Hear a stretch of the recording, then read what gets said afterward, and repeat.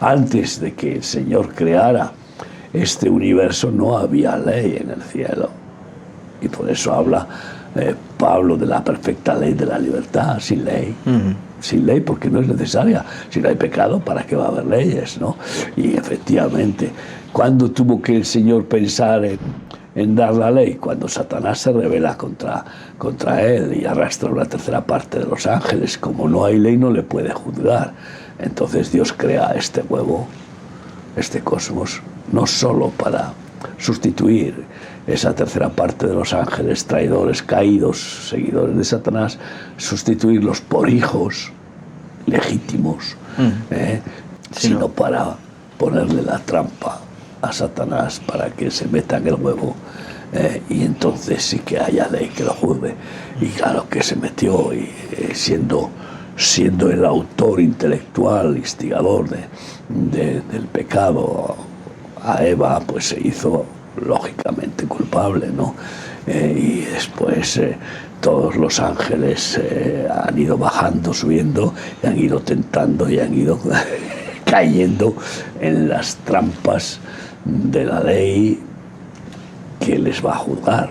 Claro. Y encima pues seremos los seres humanos redimidos, perjudicados por este malvado y sus huestes malvadas, instigadores, tentadores, y que han arrastrado a multitudes al infierno. Seremos quienes les vamos a juzgar.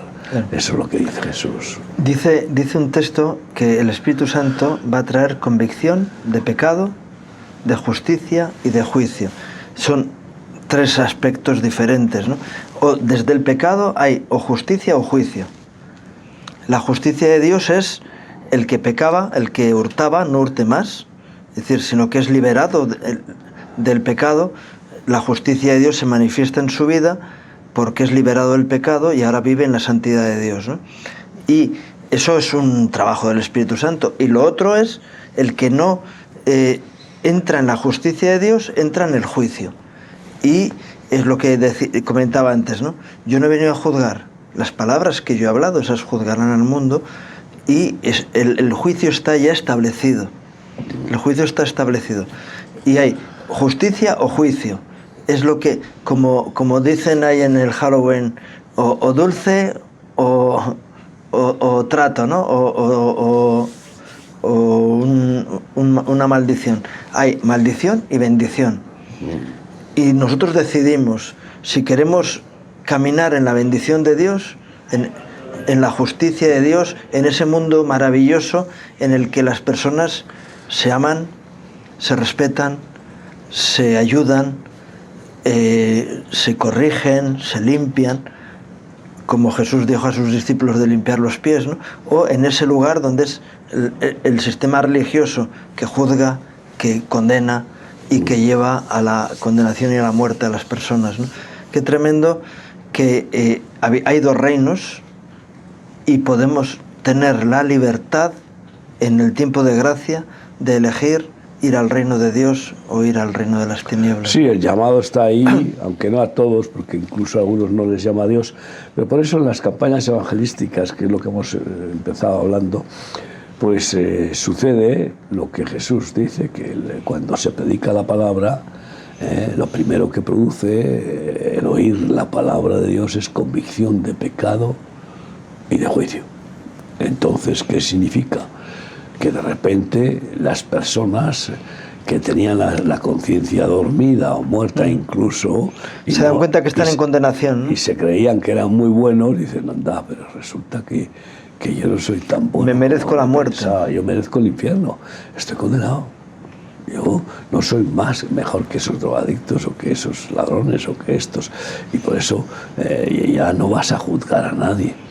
Y entonces en esa convicción de pecado, despertar de la conciencia y de juicio, merezco castigo, porque si tengo esta convicción de que he cometido delitos, no me puedo escapar delante de la ley, delante del juez. Si yo juzgo, me condeno. No, pero si no me arrepiento, claro, yo estoy condenado. Sí. Por eso todos estamos destituidos. Incluso mi propio juicio me lleva a la condenación. Sí, pero bueno, aparte de eso después, si me juzgo a otro, me condeno en lo que juzgo.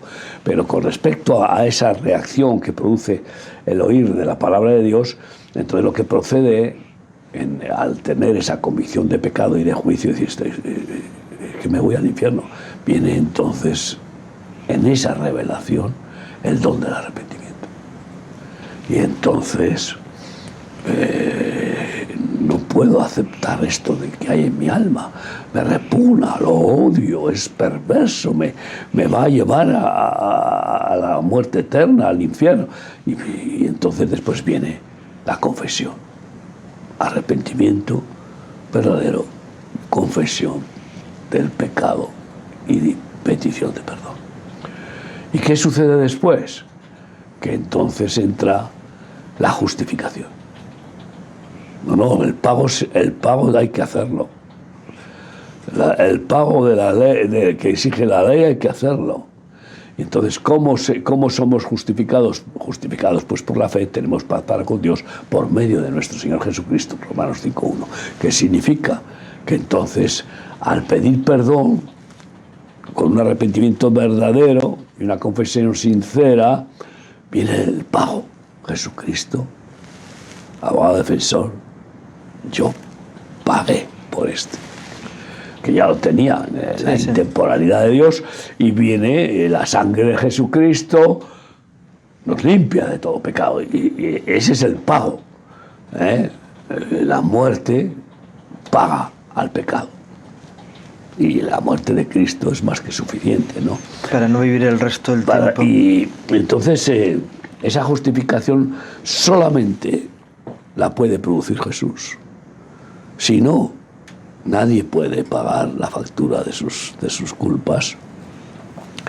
Por muchos rezos, por muchos diezmos, ofrendas, solo Jesucristo puede pagar y justificar. Es decir, hacer justo.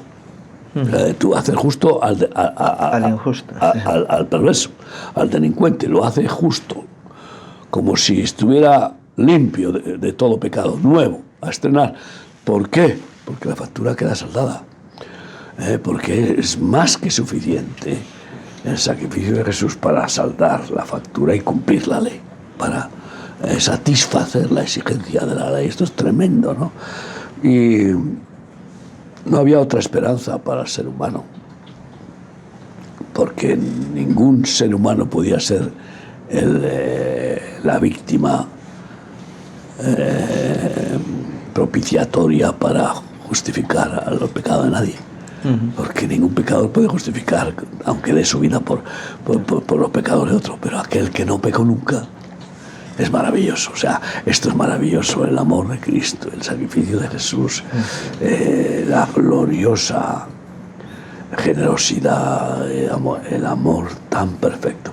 Y entonces, pues, después te das cuenta de dónde te ha sacado Dios y ya no miras a nadie por encima del hombro, ni juzgas a nadie por sus pecados, sino que les invitas a que reciban la justificación, es decir, a que reciban el pago más que suficiente, que es el sacrificio de Jesucristo para ser limpios de toda maldad. Y para eso evangelizamos. Claro.